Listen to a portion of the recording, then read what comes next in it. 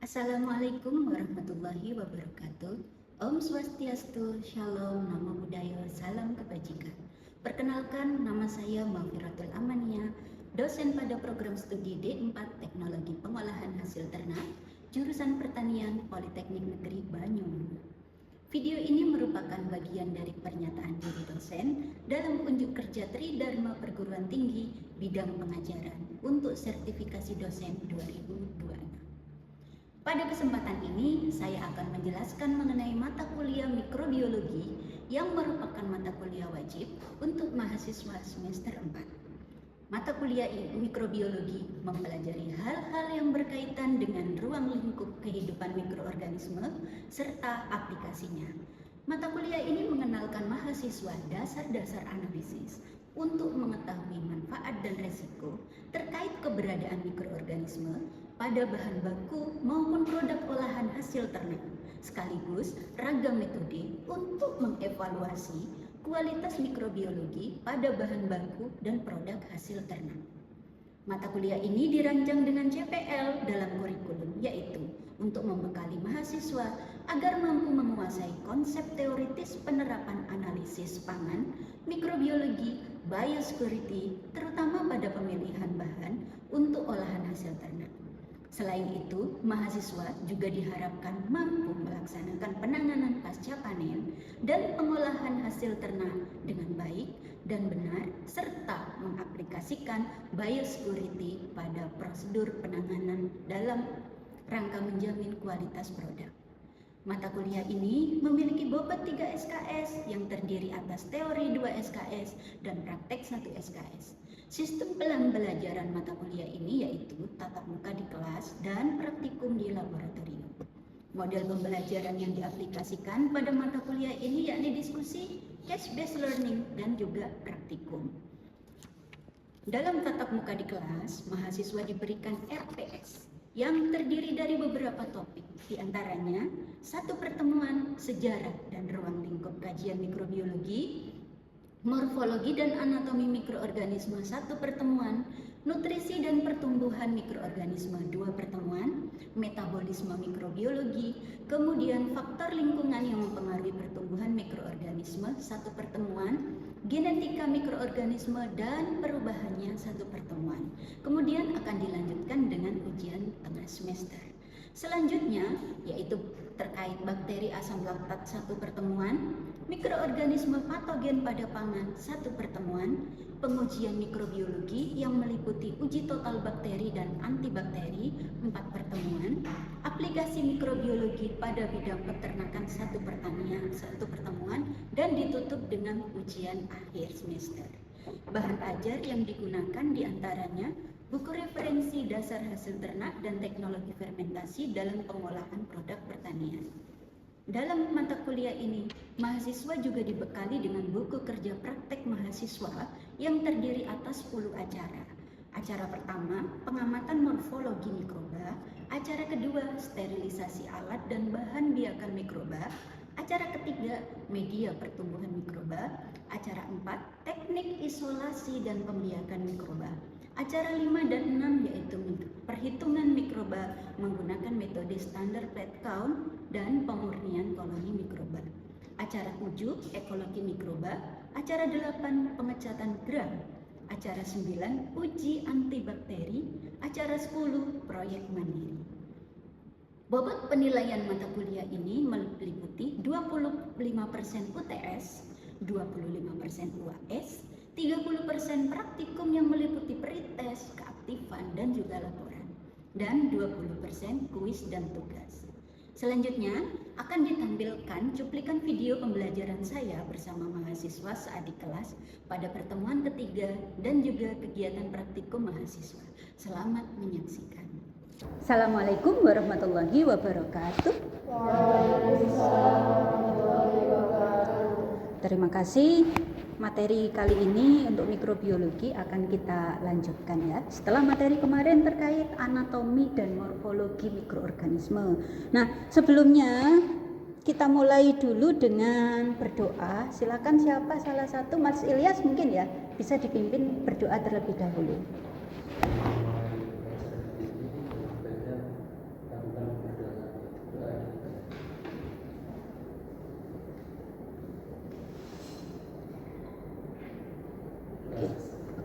Terima kasih Mas Ilyas, kita lanjutkan ya. Untuk materi kali ini kita akan mempelajari terkait nutrisi mikroba. Nutrisi mikroba berarti ini kaitannya dengan apa? Nutrisi mikroba berarti kaitannya dengan nutrisi itu apa? Nutrisi. Kalau dengar kata nutrisi berarti ini kaitannya dengan apa? Jangan malu-malu. Apa? Makanan. Nutrisi mikroba berarti ini adalah makanan untuk mikroba. Sebelumnya kita mempelajari terkait anatomi dan morfologi. Morfologi mikroba itu sangat berbeda dengan kita manusia. Sel satu mikroba anatominya. Tetapi meskipun kecil tetap butuh nutrisi. Karena ukurannya kecil, jadi dia butuh nutrisi yang berbeda. Kalau misalkan teman-teman makanannya bisa macam-macam. Ada nasi, buah, seblak, ukurannya gede-gede ya. Tapi kalau mikroba ini nanti berbeda. Apa saja atau bagaimana sih nutrisi dari mikroba itu? Nah, ini. Nutrisi adalah bahan yang diperoleh dari lingkungan dan digunakan untuk pertumbuhan dan metabolisme. Sama seperti kita. Manusia kalau tidak makan lemes, nggak punya tenaga. Kalau sakit butuh nutrisi khusus supaya bisa sehat lagi. Mikroba juga butuh nutrisi untuk pertumbuhan dan juga metabolismenya. Nah, di sini mikroba itu kan banyak variasi. Apa saja mikroba? Ada bakteri, apalagi? Bakteri, terus? Virus, apalagi? Yang keras? Fungi, terus apalagi? Ada yeast. Pernah lihat tape? Nah, tape itu ada hamirnya, benar. Nah, itu ya, macam-macam mikroba. Apakah makanannya sama? Tentu saja berbeda-beda karena jenisnya kan juga berbeda-beda. Sama seperti manusia, tumbuhan, hewan, itu kan makanannya berbeda-beda. Seperti halnya mikroba.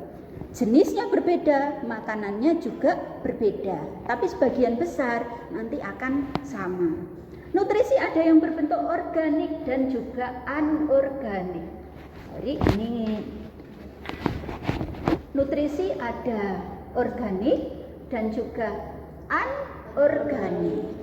Organik ini adalah nutrisi kombinasi antara karbon dan hidrogen.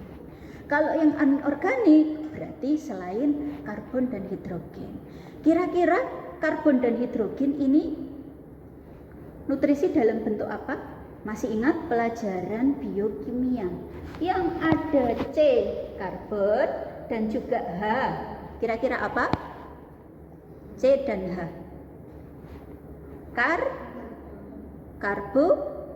Karbohidrat. Dan C dan H. Ini adalah unsur organik di mana mikroorganisme butuh dan juga anorganik. Oke. Nah, ini adalah pertumbuhan mikroba. Ingat, mikroba itu beda dengan makhluk tingkat tinggi, manusia, hewan, tumbuhan, itu berbeda. Pertumbuhan mikroba itu tidak kecil ke besar. Beda kalau tumbuhan dari biji, benih, sampai punya tangkai, punya daun. Kalau hewan dari embrio, janin atau di dalam telur, kemudian menjadi ukuran besar, tumbuh besar. Manusia juga gitu. Dari janin, bayi, balita, sampai dewasa. Bagaimana dengan mikroba? Mikroba ini berbeda. Dikatakan tumbuh, itu bukan kecil ke besar. Tapi ketika bertambah banyak, itu. Umur mikroorganisme itu berbeda. Kalau manusia bisa bertahun-tahun ya. Kalau mikroorganisme, ini pertumbuhannya sebentar. Sekitar 24 jam, 48 jam. Ini. Nanti akan teman-teman akan pelajari di praktikum selanjutnya ketika membuat produk ya. Diinkubasi berapa jam? Nah, itu mengikuti umur atau fase pertumbuhan mikroba. Ini materi selanjutnya akan dijelaskan. Nah, kembali lagi. mikroorganisme ini butuhnya nutrisi untuk perbanyakannya melalui apa? Sebelumnya kan sudah ada materi anatomi dan morfologi ya. Ada yang membelah diri, ada yang fragmentasi. Seperti itu pembelahannya. Nah, ini butuh nutrisi. Bentuk mikroba itu kan kalau kemarin terkait morfologi, ada yang bulat, ada yang panjang. Teman-teman bisa lihat nggak mulutnya di mana? Mulut mikroba. Sudah pengamatan di bawah mikroskop kan? Mulut mikroba bisa kelihatan seperti manusia. Ada tangannya nggak? Mungkin berbeda. Mulutnya juga tidak seperti kita kalau makan lewat mulut. Kalau mikroorganisme ini nanti makannya bisa dilihat di sini lewat pori-pori. Pori-pori ini membran selnya ini, dinding selnya jadi diserap. Karena itu nutrisinya ini tidak bisa besar. Dia akan mengekstraksi nutrisi menjadi kecil-kecil, misalkan bentuk besar. Mikroba mengeluarkan nutrisi, mengeluarkan enzim. Nah, enzimnya nanti ini yang mecah makromolekul menjadi mikromolekul sehingga bisa diserap. Jadi makannya bukan lep gitu, bukan, tapi diserap oleh kulitnya untuk metabolismenya, membentuk DNA, RNA, pembelahan diri gitu ya. Oke. Nah, ini komponen nutrisi itu terdiri atas 3 unsur utama untuk mikroorganisme, yaitu makronutrien, mikronutrien, dan nutrisi pembatas. Kalau dari namanya makronutrien, artinya ini dibutuhkan dalam bentuk makro. Ada C, O, H, N, S, P, K, C, A, M, G, F, E. Ini kira-kira apa aja? Masih ingat pelajaran kimia? C, apa? Kok kalsium? Apa? C, kurang tepat? Karbon. Kalau O? Oke, H? Terus N? N? Nggak usah ragu-ragu, nggak apa-apa kalau salah. Nitrogen. Kalau S? Benar. P? K? Bukan kalsium. Kalium. Benar Mbak Nila. Ca? Kalsium. Mg? Fe? Besi. Benar. Ini adalah makronutrien. Karbon, oksigen, hidrogen sampai dengan Fe, besi.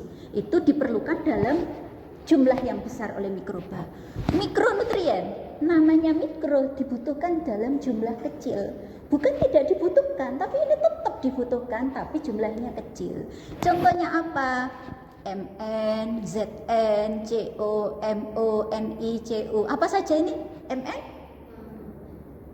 Nggak usah ragu-ragu. Ah, benar, mangan. Zn? Zinc. Co? Ah, benar, kobalt. Mo apa? Mo. Mo. Kimianya diingat-ingat. Kimia. Mo. Nggak ada yang tahu. Nah, nanti jadi PR ya. Mo ini apa? Ni. Tadi nitrogen N. Kalau Ni?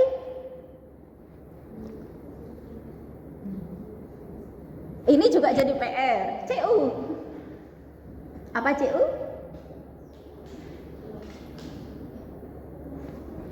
Nah, 3 ya PR-nya. MONICU. Minggu depan saya tanyakan. Ini nutrisi apa atau senyawa apa? Gitu ya. MN, CO sampai CU ini adalah mikronutrien. Kemudian nutrisi pembatas ini adalah nutrisi biasanya berupa mikronutrien. Ini yang jadi pembatas. Ada batasannya. Kalau kebanyakan mikroba bisa mati. Kalau terlalu sedikit mikroba juga bisa lemah atau pertumbuhannya terganggu. Nah, ini namanya nutrisi pembatas. Setiap mikroorganisme punya nutrisi pembatas yang berbeda-beda. Oke. Sampai sini ada pertanyaan? Cukup? Punya lanjutkan ya. Nutrisi esensial tadi baik makronutrien maupun mikronutrien, ini ada oksigen, nitrogen, fosfat, sulfur. Nah, ini punya peran yang berbeda-beda. Oksigen ini untuk metabolisme, komponen penting senyawa organik, anorganik. Nitrogen ini terutama sangat penting. Kalau kekurangan nitrogen, mudah sekali mikroba bisa mati. Karena apa? Untuk pembentukan struktur protein, DNA, RNA, sama seperti manusia. Mikroba juga punya DNA. Nah, ini N sangat dibutuhkan. Ada fosfat. Fosfat ini untuk pembentukan asam nukleat. Kemudian ada juga sulfur. Nah, pada mikroba tertentu, sulfur ini sangat dibutuhkan. Teman-teman pernah lihat selokan? Warnanya apa biasanya? Hitam, kadang kemerah-merahan, ya, pink gitu. Baunya gimana? Iya, menyengat. Itu adalah ciri-ciri, bisa diamati. Ciri-ciri kalau di perairan tersebut terkontaminasi sulfur. Bakteri yang dia nutrisinya sulfur, ini dia akan berkembang pesat. Ciri-cirinya apa? Bau. Ya. Sulfur ini baunya menyengat. Kemudian di sini, oke. Selanjutnya, ini ada media pertumbuhan berdasarkan sifat fisik. Ini nanti akan diperkenalkan saat teman-teman praktikum. Media itu ada media agar, media cair atau yang disebut broth, dan juga media semisolid. Semisolid ini pernah lihat media agar kan di laboratorium ya. Nah, kalau media semisolid ini memang belum diperkenalkan saat praktikum. Media semisolid ini agar, mengandung agar, tetapi tidak sebanyak media padat. Kalau media padat, media padat itu mengandung sekitar 1,2 sampai 1,5% agar. Sehingga kalau ditekan, dia nggak hancur. Dimiringkan, dia masih tetap kokoh. Bagaimana kalau semisolid? Ini nggak ada setengahnya. Hanya sekitar 0,3 sampai 0,4. Kalau yang semi ya, semi ini 0,3 sampai 0,4. Jadi dia tidak padat tetapi tidak cair. Nah, ini ada fungsinya nanti. Contohnya di sini. Ini adalah media padat. Nah, media padat biasanya ada di cawan Petri atau agar miring ya. Kalau media cair atau yang biasa disebut dengan media broth, ini bentuknya cair, tidak ada agarnya. Media semisolid bagaimana? Media semisolid itu seperti ini. Kelihatannya seperti agar, tapi ini ginjur-ginjur. Pernah bikin jelly yang dia kebanyakan air. Nah, seperti itu. Ada tujuannya untuk membuat media semisolid. Salah satunya yaitu untuk mengidentifikasi mikroorganisme tersebut, termasuk mikroba motil atau non motil. Motil itu dia bisa bergerak. Minggu lalu sudah belajar terkait anatomi dan morfologi ya. Ada mikroba yang dia bisa bergerak dan tidak bergerak. Masih ingat anatominya seperti apa? Bisa? Salah satu siapa? Mbak Sonya, silakan. Coba ditunjukkan bagaimana sih mikroba yang bergerak anatominya? Bisa? Bisa digambar. Silakan maju.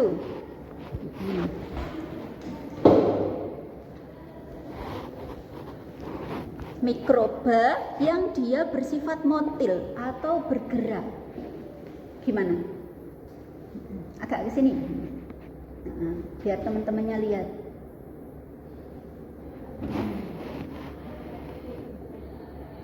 Oke. Coba dijelaskan, Mbak. Itu apa? Yang bulat ini apa? Yang bulat ini bakteri. Bakterinya, sel bakterinya. Terus ini apa? Kemudian ini flagella yang membantu bakteri untuk bergerak. Oke, iya benar. Terus, Flagella, terus yang bagian ini ada villi.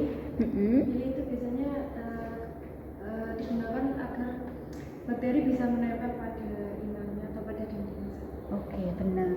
Ada flagella, ada villi, yang dua-duanya flagella untuk membantu pergerakan, villi untuk dia bisa menempel. Benar, cukup? Oke, terima kasih Mbak Sonia. Oke. Nah, itu ya. Sebelumnya sudah dipelajari terkait bentuk. Nah, ini loh. Ada mikroba yang memiliki flagella atau bisa bergerak. Diujinya lewat apa? Lewat media semisolid. Nanti akan ada bedanya. Nanti jarum ditusukkan ke media semisolid, kalau dia non motil atau tidak bergerak. Nah, ini seperti ini, tidak ada semacam garis-garis pertumbuhan. Beda dengan ini, kalau motil, bakterinya bisa bergerak ke kanan ke kiri. Nah, ini ya. Nanti teman-teman akan belajar pengujian bakteri motil dan non motil pada praktikum supaya lebih jelas. Oke. Sampai sini ada pertanyaan? Belum. Oke. Saya lanjutkan ya. Ini tadi media berdasarkan fisiknya, ada solid, cair, semi solid. Sekarang pertumbuhan media pertumbuhan berdasarkan komposisinya. Ini ada 3, media sintesis, semi sintesis, dan juga non sintesis. Sintesis ini maksudnya apa? Media yang sudah diketahui takarannya. Misal karbohidratnya berapa gram, nitrogennya berapa gram. Nah, ini sudah diketahui. Contohnya apa? Media yang ada di laboratorium. Teman-teman nanti diperkenalkan ada media apa, misal MRS, nutrien agar. Nah, oleh pabrik atau industri itu sudah dijelaskan komposisinya sekian-sekian. Dan itu biasanya untuk menumbuhkan mikroba tertentu. Kemudian ada jenis kedua, media semisintesis. Ini media yang dibuat sendiri. Biasanya komposisinya misalkan dari kentang. Kentang kan kita tidak tahu ya komposisinya apa saja kentang. Tidak diketahui pasti. Karbohidratnya berapa persen, itu tidak diketahui. Nah, biasanya media PDA ini tetap dicampur dengan agar. Agarnya diketahui berapa persen. Sehingga kita sebut dia media semisintesis. Kentangnya tidak diketahui, tapi agarnya diketahui. Nah, ini kombinasi. Gitu. Kemudian yang ketiga, media non sintesis ini biasanya dibuat tanpa tambahan agar, tanpa tambahan senyawa lainnya yang diketahui pasti. Dari apa? Tomat. Kemudian ada ekstrak pankreas atau media lainnya untuk pertumbuhan. Misalkan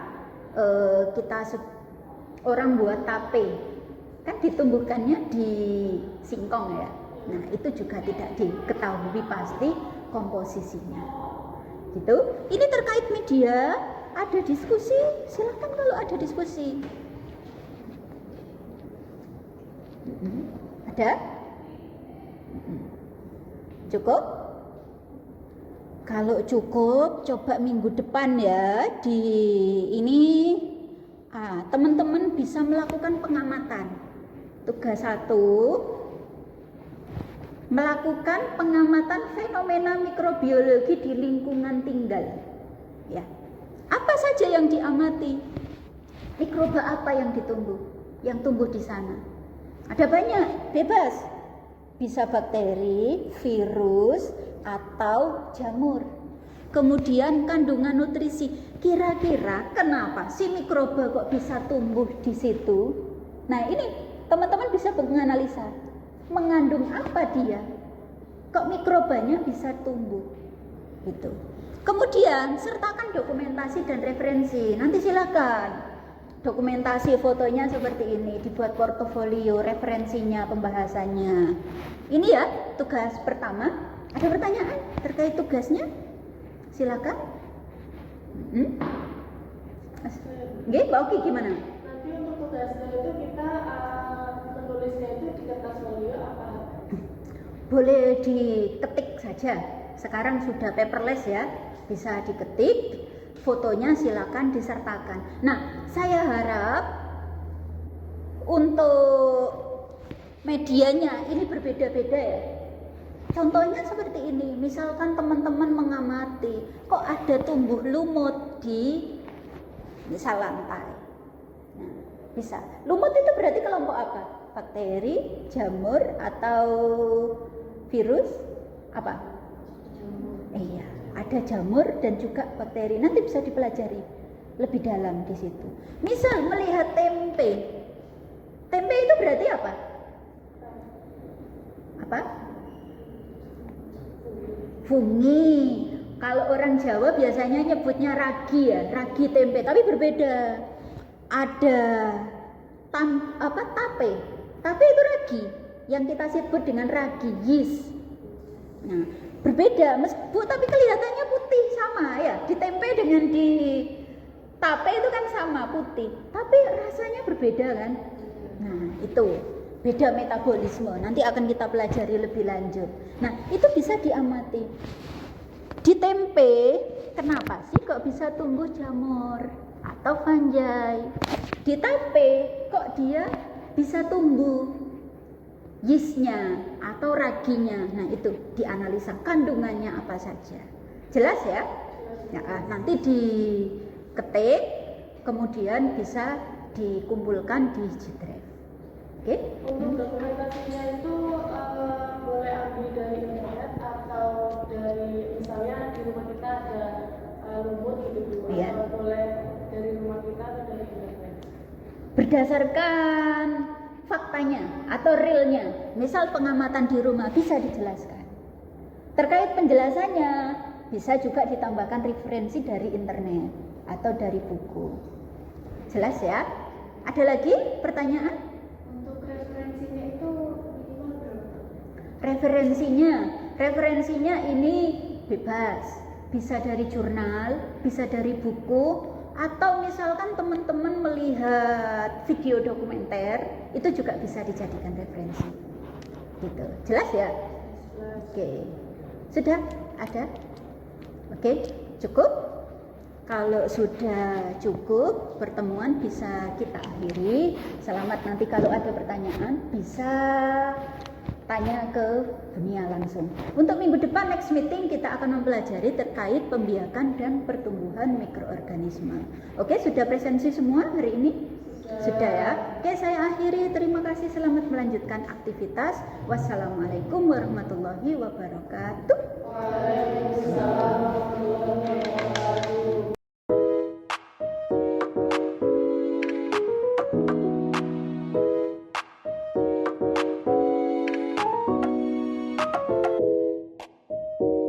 Baru saja Anda menyaksikan proses pembelajaran saya pada pertemuan ketiga mata kuliah mikrobiologi.